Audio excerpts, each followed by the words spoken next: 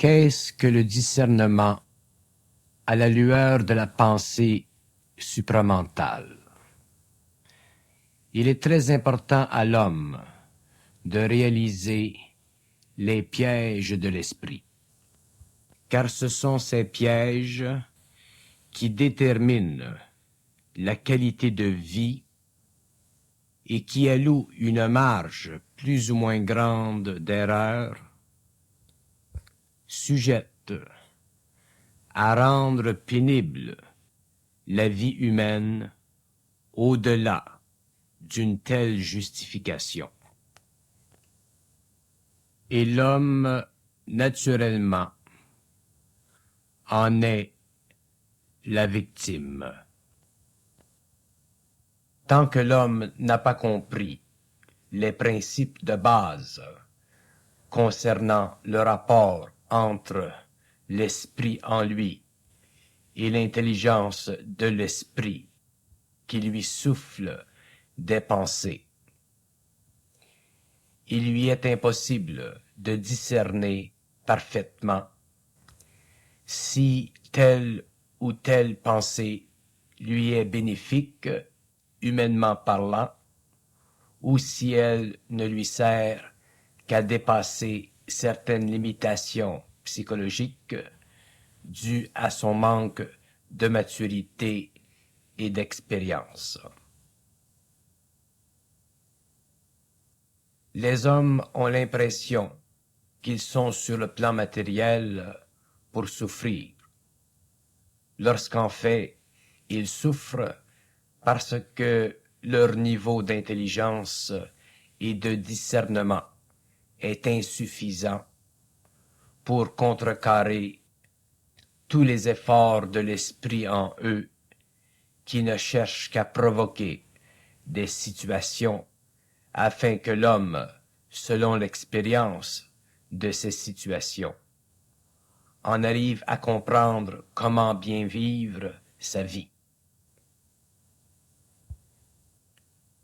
Le discernement est tellement vital pour l'homme que celui qui en est dépourvu ne peut vivre sa vie à son avantage, c'est-à-dire qu'il subira toujours la vie sans pouvoir en contrôler les facteurs aptes à lui donner une vue d'ensemble possible, plaisante et enrichissante sur le plan de l'expérience personnelle. Le discernement, vu du point de vue de la psychologie supramentale, est fondé sur le principe de la protection de l'individu face à face aux impulsions qui le traversent et qui suscitent en lui des mouvements et des actions susceptibles de le faire souffrir plutôt que de lui apporter de plus en plus d'équilibre et de paix véritable.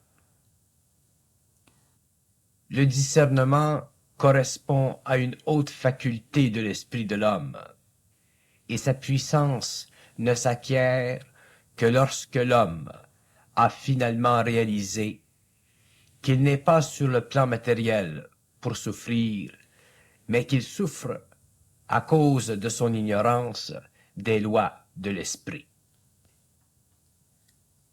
Le discernement ne peut s'acquérir que lorsque l'on a saisi l'importance de mettre fin à la souffrance dans sa vie et qu'on a décidé d'appliquer notre volonté à tout ce qui nuit à notre paix véritable, compte tenu de ceux qui nous entourent. Évidemment, le discernement, vu du point de vue supramental, n'est pas le discernement philosophique, mais bien une capacité intérieure de juger avec plus ou moins de perfection c'est-à-dire vibratoirement, telle ou telle action, selon qu'elle est convenable et susceptible de rendre notre vie plus vivable. Les hommes étant prisonniers des formes telles qu'ils le sont, vivent à la merci de ces formes. Ils ne peuvent bénéficier du discernement supramental qui se situe au-delà ou au-dessus de ces formes et qui permet à l'homme de vivre une vie de plus en plus libre.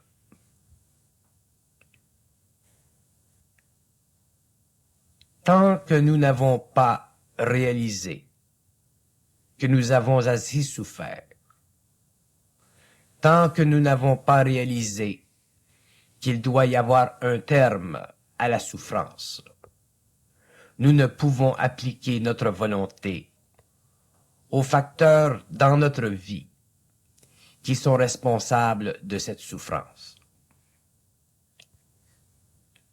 Le discernement est un pouvoir de l'intelligence supramentale qui ne se discute pas une fois que l'esprit de l'homme a été harmonisé ou conscientisé à cette intelligence. Mais l'intelligence supramentale doit d'abord être ajustée à l'esprit de l'homme avant que ce dernier puisse en bénéficier les yeux fermés. Tant que l'intelligence n'est pas suffisamment ajustée à l'esprit de l'homme, ce dernier, prisonnier des formes, ne peut voir les nuances et les trucs de cette intelligence contre son esprit.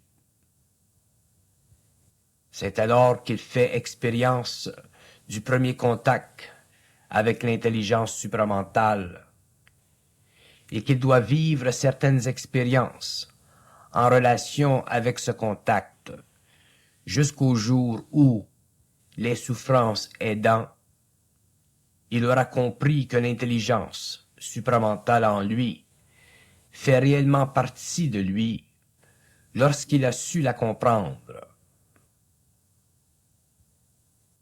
La pénétration du supramental dans l'homme s'accompagne de toutes sortes de déformations, car les formes du mental inférieur humain doivent être détruites. C'est le résultat de cette destruction des formes dans le mental humain qui donne à l'homme le discernement. À partir de ce point, l'homme est libre et toute expérience devant lui est sous le contrôle de son esprit, c'est-à-dire qu'il n'est plus sujet à subir la vie, mais peut la vivre de la façon dont lui en est le maître. C'est à ce moment de sa vie que la souffrance ne peut pénétrer dans l'homme, car le discernement, c'est-à-dire la vision parfaite de ce qu'il doit faire, provient à la fois de l'intelligence supramentale en lui et de l'harmonie de cette intelligence avec son esprit. L'homme est alors en pleine possession de ses facultés et aucune force, aucune intelligence ne peut intervenir pour lui faire perdre cette harmonie dont il a conquis le droit et le pouvoir de posséder pour toujours. Le grand problème aujourd'hui avec les gens spirituels réside dans le fait qu'ils n'ont pas encore appris et compris que le contact avec les sphères spirituelles ne constitue que la première étape vers le supramental, et que cette étape sert à ouvrir leur esprit sur des réalités qui dépassent la limite des sens, mais qui doit éventuellement déboucher sur une harmonie totale entre le plan humain et le plan supramental. Tant que ces gens n'ont pas compris cette étape essentielle d'harmonisation entre le supramental et l'homme,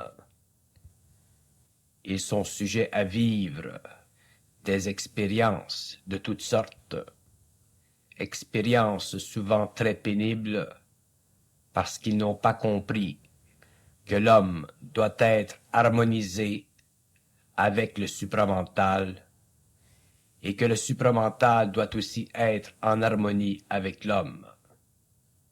C'est-à-dire que l'homme ne doit pas agir aveuglément sous les dictées du supramental. Si les dictées se conforment au bien-être humain tel que vu et entendu par l'homme, tout va bien et la vie est facile, agréable et vaste. Mais dès que l'homme commence à subir le joug de la conscience supramentale, car les formes spirituelles en lui l'empêchent de voir plus loin dans son illusion, il est temps qu'il se réveille et qu'il apprenne à discerner, c'est-à-dire à ne pas se laisser manger la laine sur le dos par des forces qui doivent le servir, au lieu de l'enchaîner à cause de son manque de discernement. L'homme a été tellement empoisonné par les formes spirituelles qui ne servaient qu'à élever son niveau de conscience hors du plan purement matériel, qu'il a oublié que son rôle sur le plan matériel doit être joué en relation avec les forces de l'invisible, mais non sous le joug de l'invisible. Le discernement est le seul outil dont possède l'homme pour se soustraire de ce joug afin de pouvoir vivre et travailler avec ses forces. Sans le discernement, l'homme est voué à l'exploitation sans trêve de sa faiblesse psychologique, et ce n'est que par l'expérience et la compréhension de certains principes fondamentaux de la vie, de l'esprit en lui, qu'il peut s'en sortir. Il ne s'agit plus, pour l'homme, seulement d'être spirituel, mais il s'agit de se servir de ses forces pour élever le niveau de sa conscience sur la planète et de transmuter la matière à l'aide de ses forces. Voilà le but du contact entre l'homme et les forces du supramental. Tout autre lien avec ces forces qui ne servent pas l'homme le desservent jusqu'au jour où il comprendra la leçon réelle de la vie supramentale en lui. Ce n'est pas par le biais des forces supramentales que l'homme sera donné de comprendre son lien et son rôle évolutif avec elles, mais par l'entremise de certains hommes qui comprennent les lois du supramental et qui servent de pont entre l'homme ancien et l'homme nouveau, afin que ce dernier puisse grandir dans la compréhension totale de lui-même. La volonté fait partie de l'homme, mais l'homme ne la connaît pas, car les formes nuisent à l'application de cette volonté sur le plan matériel. Tant que l'homme n'a pas suffisamment souffert de ses bêtises et développé la force nécessaire pour corriger son action, à la lueur des activités du supramental en lui. Tant que l'homme se fait prendre dans le jeu nécessaire des forces supramentales, il n'a pas compris sa leçon, et ce n'est que dans l'expérience qu'il la comprendra. Il suffit à l'homme de réaliser que les forces en lui cherchent à pénétrer par tous les moyens et qu'il s'avise et en arrive à ne pas se laisser prendre dans leur jeu. Voilà ce que j'appelle le discernement. Le grand discernement qui est plus grand que la sagesse, car même si l'on est sage, on peut se laisser prendre par les forces supramentales. La sagesse est à l'amour, ce que le discernement est à l'intelligence. L'amour sans intelligence peut énormément être la cause de souffrance pour l'homme non avisé des lois de l'esprit. Lisez l'histoire des martyrs et vous comprendrez. Tout ce que nous vivons sur le plan matériel est vécu selon notre degré de discernement. Tant que le discernement n'est pas développé, nous sommes sujets à subir la vie, et une vie subie n'est pas une vie libre. Le discernement coïncide avec la plus haute forme d'intelligence possible à l'homme, car il détermine le degré d'intelligence requise pour épurer la vie des embûches causées par l'émotivité. L'émotivité est la cause fondamentale du manque de discernement et représente chez l'homme la raison même de son état primitif vis-à-vis la compréhension de lui-même et des grands phénomènes cachés de l'univers. Tant que l'homme n'aura pas dépassé la subjectivité émotive, il lui sera impossible de vivre sa vie selon les grandes lignes de l'intelligence supramentale, dont le discernement est la qualité fondamentale, qualité qui le protège dans son activité et qui lui permet de ne jamais agir contre les lois de l'évolution. L'émotivité humaine fait partie du fardeau de la conscience humaine. Aujourd'hui encore, et pour quelque temps encore, l'émotivité sera la force motrice derrière l'action de l'homme. Et l'homme la considérera encore comme essentielle à une vie qu'il croira bien vécue. Mais ce dilemme fait partie de l'évolution de l'homme, et tant que ce dernier n'aura pas conquis son émotivité subjective, il lui sera impossible d'en voir l'effet retardataire dans sa vie. Le discernement est une puissance intérieure qui dicte sans erreur et sans compromis. Cette force intérieure provient de l'ajustement vibratoire de l'intelligence et de l'émotivité, de sorte que l'homme qui le possède véritablement amplifie la valeur expérientielle de sa vie et gravite toujours vers de nouveaux sommets d'expérience. Interdit à celui qui, à cause de ses erreurs constantes, perd une somme énorme d'énergie et une quantité incalculable d'opportunités à l'intérieur desquelles il pourrait s'émanciper et vivre une vie plus grande et plus remplie. Nous avons la mauvaise habitude de ne pas pouvoir nous fier totalement, 100% à nous-mêmes. Car nous avons perdu confiance en nous-mêmes, et cette confiance, au cours de notre expérience passée, s'est effritée. Justement car notre discernement étant insuffisant, nous ne pouvions nous apercevoir que se fier totalement à soi-même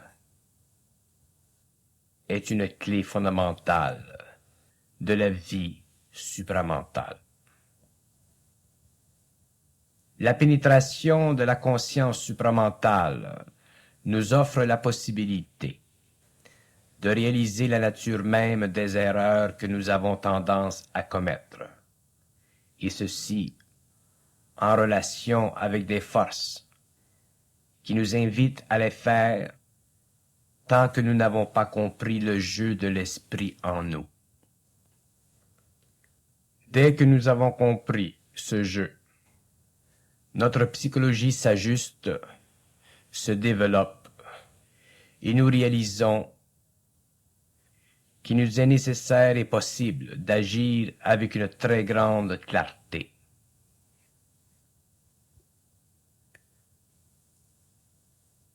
Dès que nous avons suffisamment souffert d'être dupes.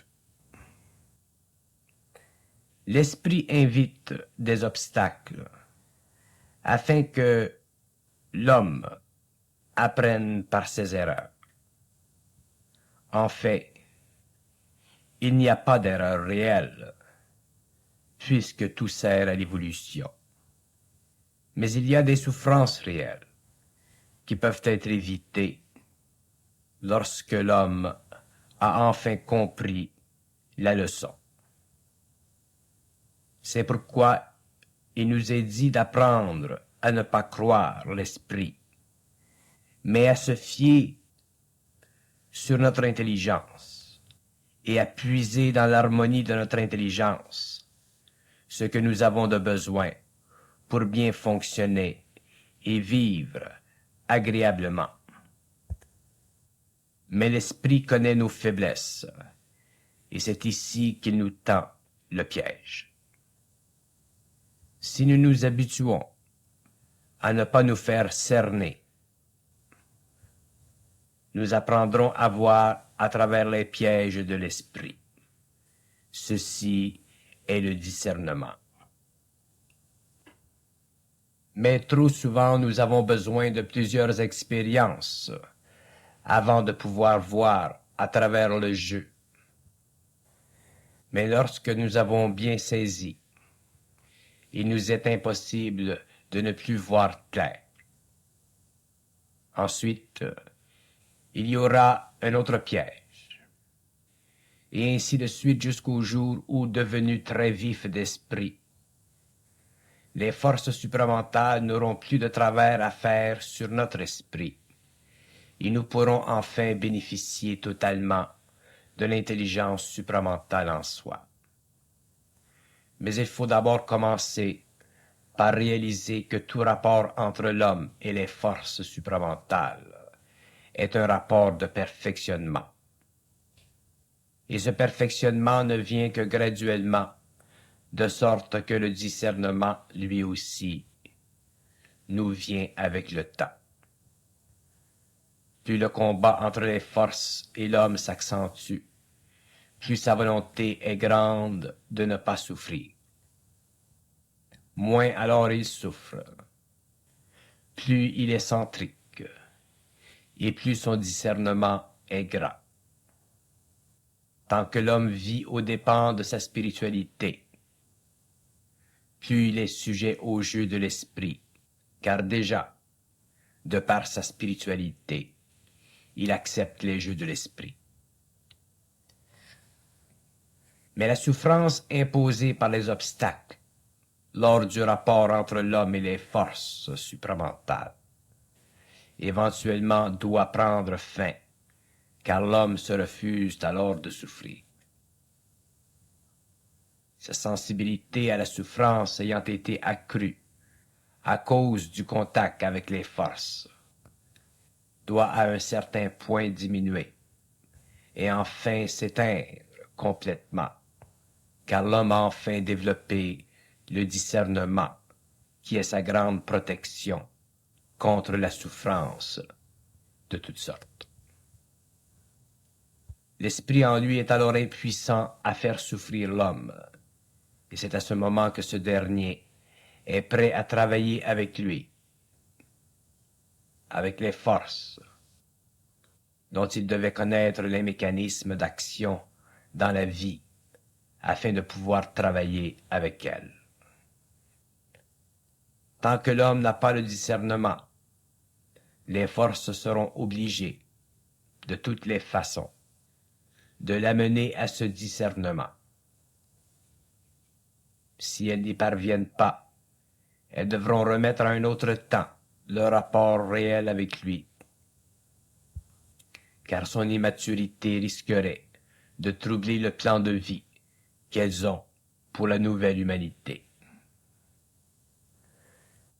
Ainsi, le discernement n'est pas seulement important pour l'homme, mais aussi pour les forces supramentales qui agissent en lui, car l'homme est porteur de lumière, et cette lumière doit être portée parfaitement. Ni les forces de vie, ni les forces de destruction ne peuvent agir sans une harmonie parfaite entre elles et l'homme.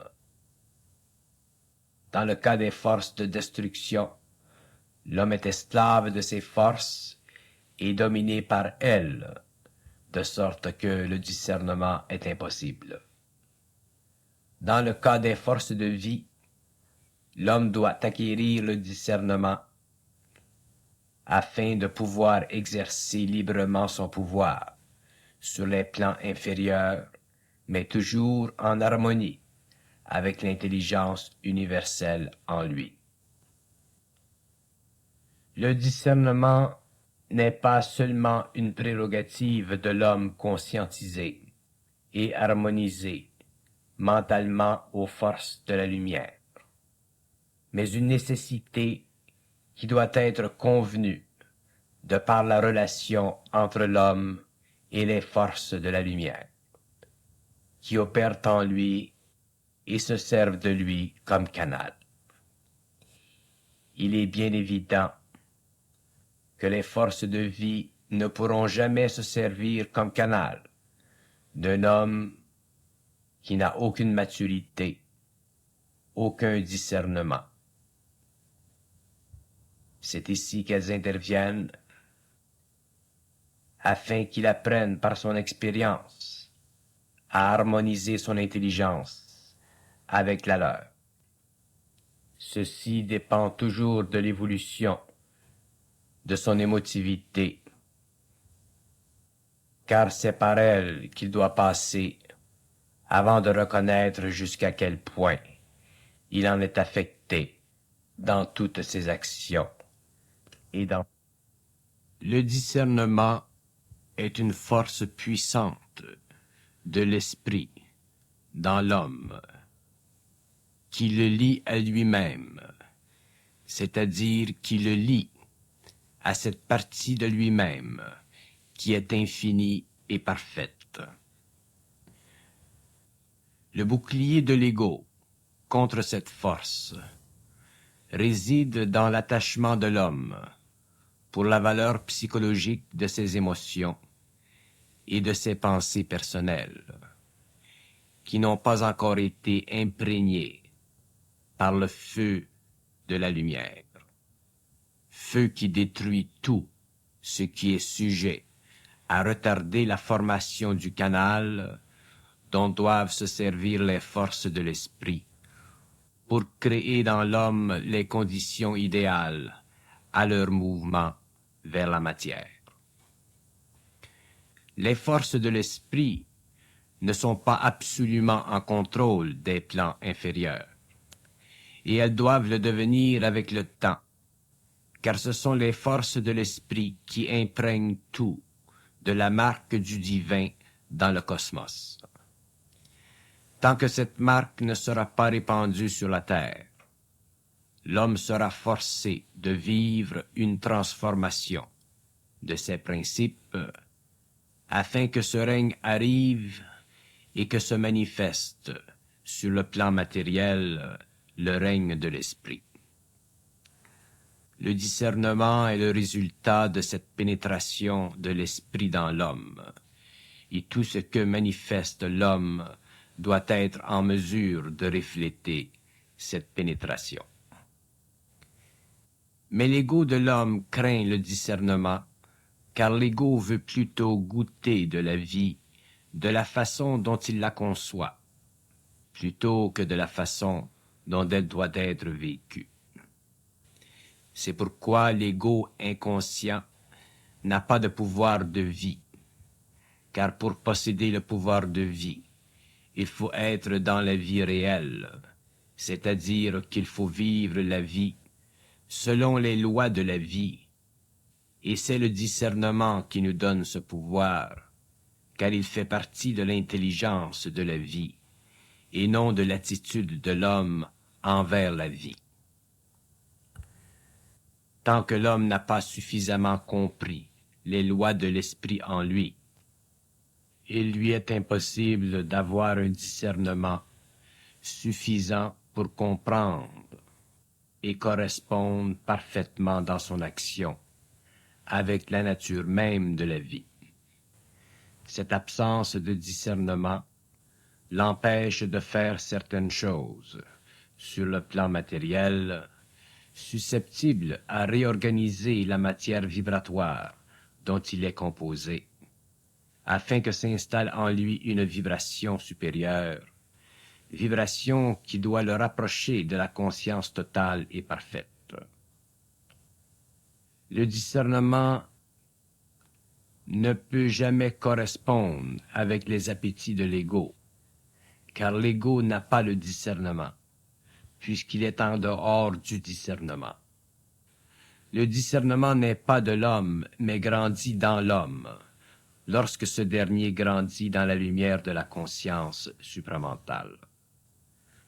Tant que nous sommes des hommes à la recherche de nous-mêmes, nous essayons de nous rapprocher du nous-mêmes qui fait notre affaire.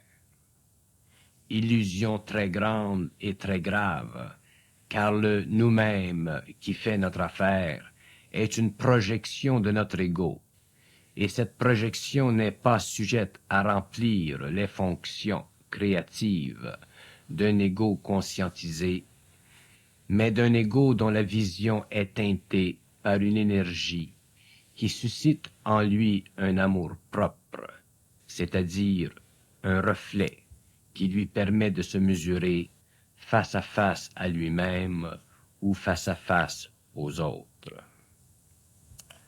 Le discernement ne s'appuie sur aucune considération de l'ego et ne se rationalise pas, puisqu'il est déjà prédéterminé dans son intelligence par les forces supramentales. L'homme doit se former au discernement et non s'informer du discernement.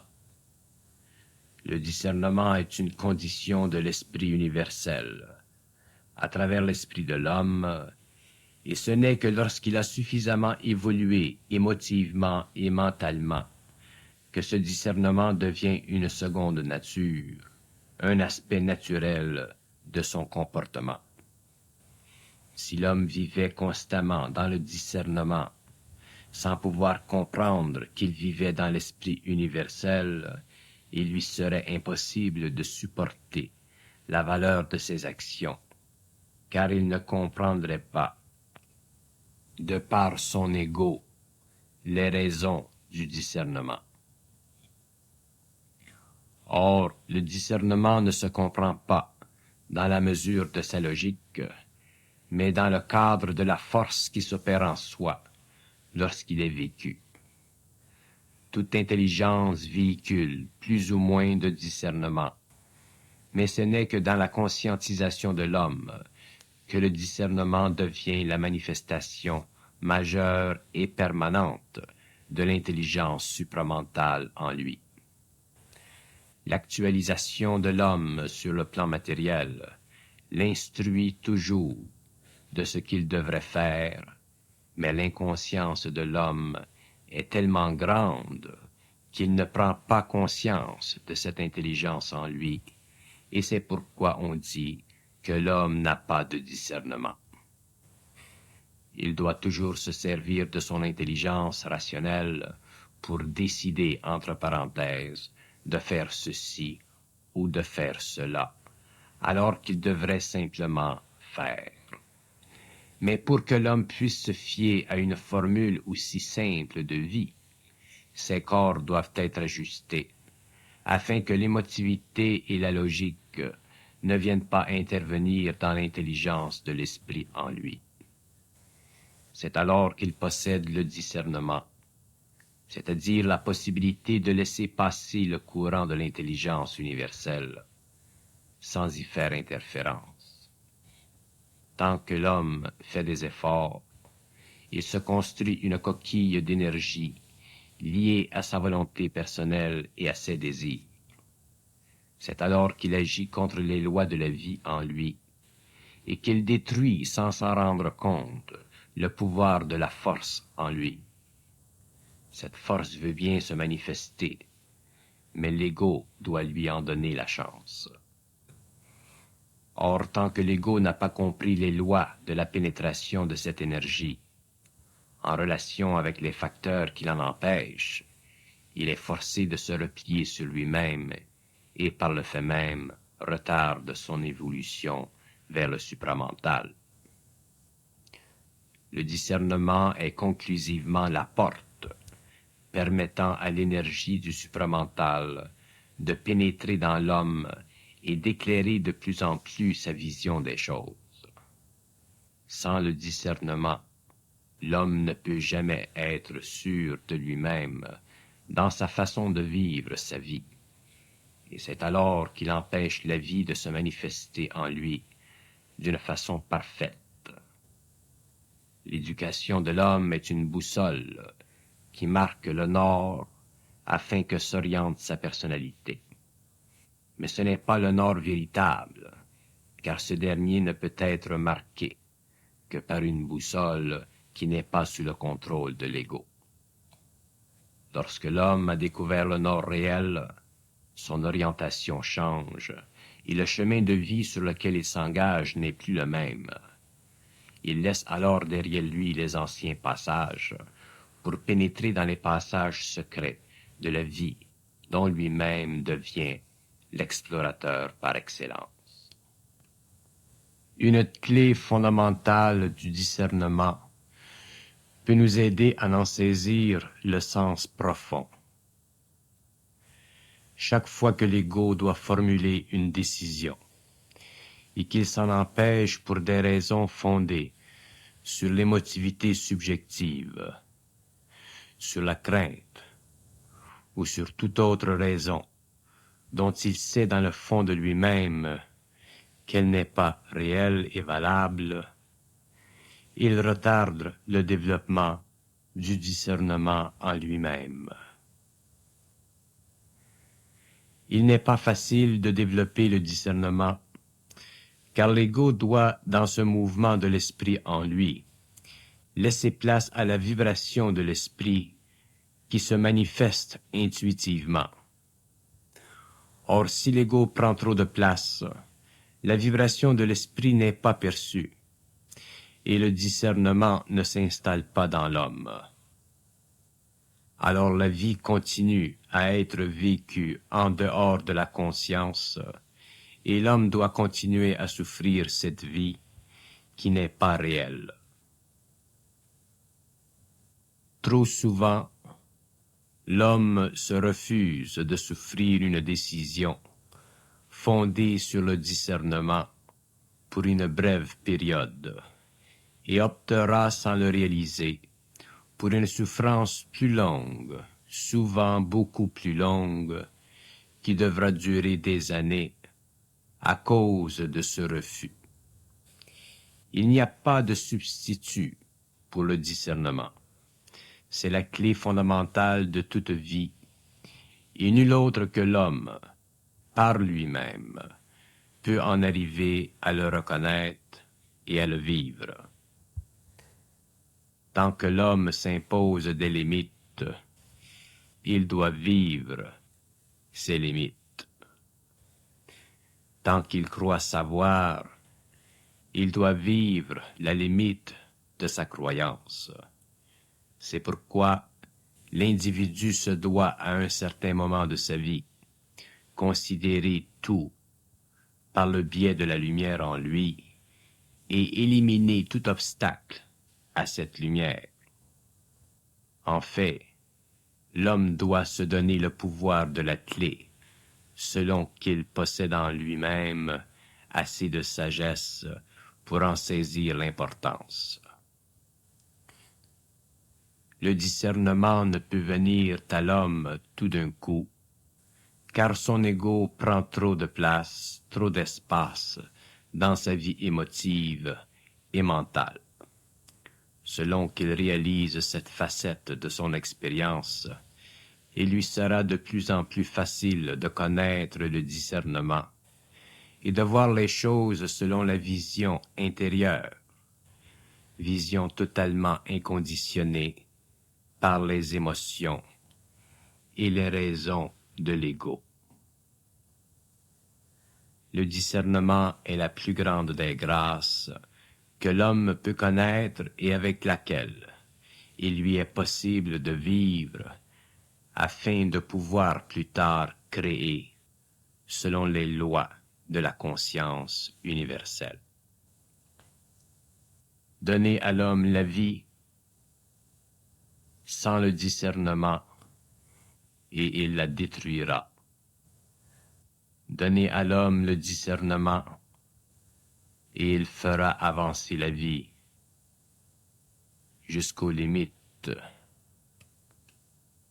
de son pouvoir et de sa créativité.